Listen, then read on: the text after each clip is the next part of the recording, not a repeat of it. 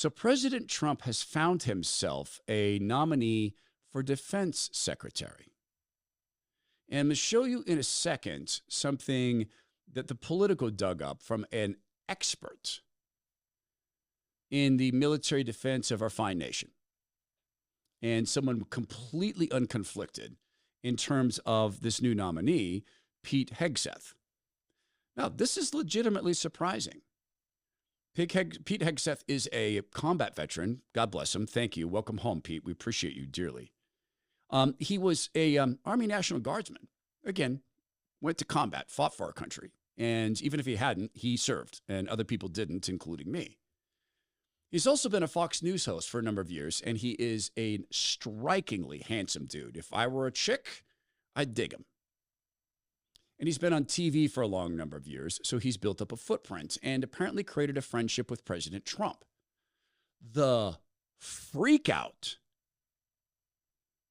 about Pete Hegseth in comparison to some of the nominees, in fact, some of the people who served under figurehead Biden, and more importantly, under the people who run figurehead Biden, is instructive to say the least. I'll show you in a second here what the Politico dug up on this, and you'll hear from Pete Hegseth and something he said about our Pentagon, which to me is a sign of hope, because the Pentagon at the tip top is unbelievably corrupt. How can I prove it? Hey, what happened to that $600 billion bucks? I don't know.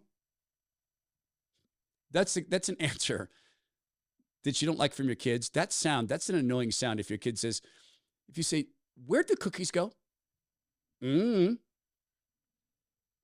you haven't had that yet, one day you probably will. We don't operate the way the Pentagon does in the real world. I don't know about you, but there are times when I wake up and I think about money. I think about this tax bill I've yet to pay, and I know I'm going to pay a penalty. I just can't see myself to emotionally sign the stinking check for this corruption. I know I'm going to pay a penalty. Sometimes I wake up in the middle of the night going, why am I blocking myself? Just write the stupid check. God gave you the money. Write the stupid check. And I start thinking about money. What if I'm gone? Oh, we've got life insurance, and God's blessed us with some money, and so I know he's going to take care of my family, but what?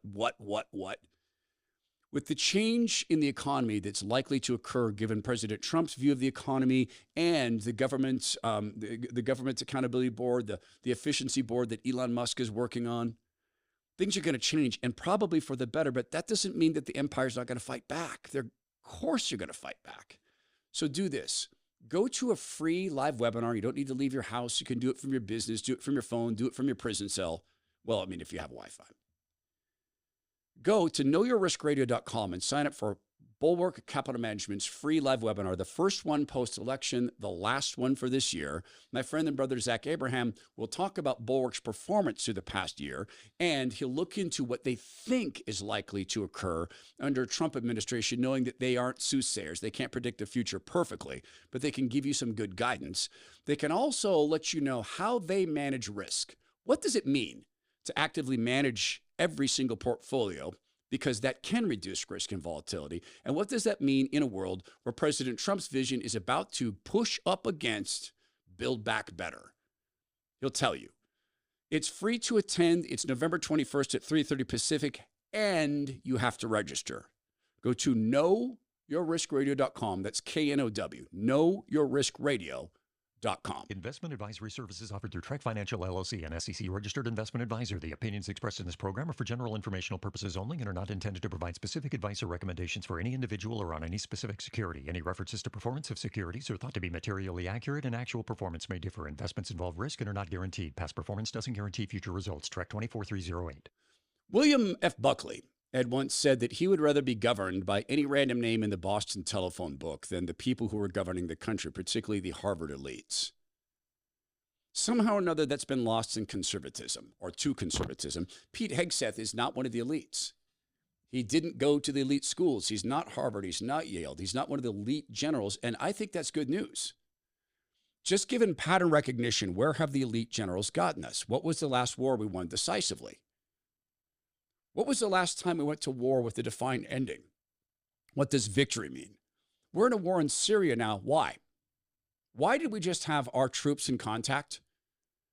And why did they just have to kill 8 Iranian-backed militia guys in Syria? Why are we there?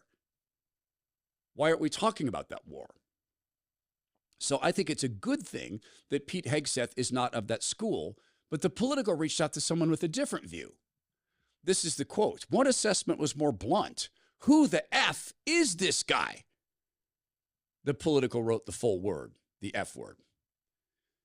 Said a person, I'll tell you what the person does in a second, said a person who was granted anonymity to offer candid views. The lobbyists said they hoped for someone who actually had an extensive background in defense. That would be a good start. So what does that person do for a living? They're a defense industry lobbyist. Who the F is this guy? I don't own him. I don't even own any shares in him. How do I buy shares in Pete Hegseth? That's certainly one view, and it's a view I tend to take on this. Now, instructive in this is what was this person before they became a salesperson and someone who buys and sells senators and congressmen?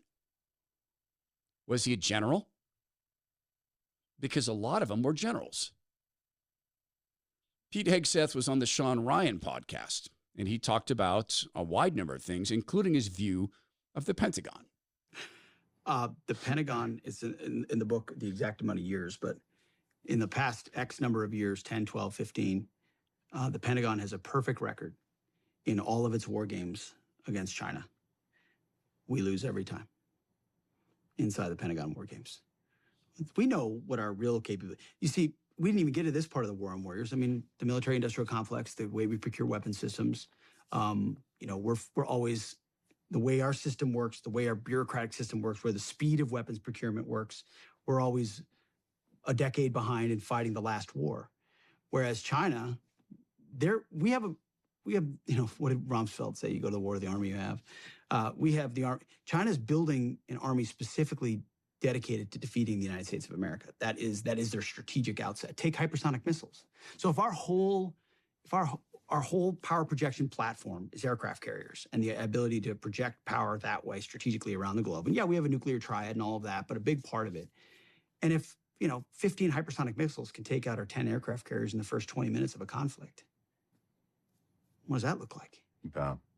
I mean, and if they've already got us by the balls economically, which you pointed out very well, with our grid, culturally, there's plenty of elite capture going on around the globe. I mean, and then microchips and everything. Why do they want Taiwan? They want to corner the market completely on the technological future. We can't even drive our cars without the stuff we need out of China these days. I mean, they have a full spectrum, long-term view of not just regional but global domination, and we have our heads up our asses. Does he sound weird to you? I had a retired lieutenant general come on my program and tell me that the Chinese Communist Party has infiltrated the Pentagon to the top and the White House as well. He doesn't sound infiltrated to me. You can study a thing. You can serve in war as he did. You can experience combat. You can taste it. You can smell the death. You can witness it. You can be put at risk of it. You can cause it. And at what point are you an elite soldier? Is it the 3rd deployment? Is it the 20th person you kill? Is it an op with 400 moving pieces or 40? It differs per person. It can also light in you a flame of curiosity and interest so that you begin to research the thing. What causes it? Where are we at? How does our nation compare to others? And it can be that Pete Hegseth has made himself an expert in 4 years in media, talking to some of the people who claim to be experts, talking to people like Sean Ryan, who spends his days in large part talking to veterans. And he's spread out in this podcast. It's very successful. So Pete Hegseth might well be the guy we need here. But the freak out on this comes as Trump is making plans to replace some generals, to fire some people, or to move them around. When it's generals, it's a purge. That's the language they're using, a purge. General White Rage, Milley, was openly happy to commit treason. If the commander-in-chief of the United States military decided that we needed to attack our enemy, China, or more specifically, the Chinese Communist Party's army, General Whiterage said he would call his counterparts, a Chinese Communist Party general, to warn that general, hey, we're coming. That's treason. And he still sits on corporate boards. So Pete Hegseth's nomination is shocking people. And if you're on the video service, follow me through here.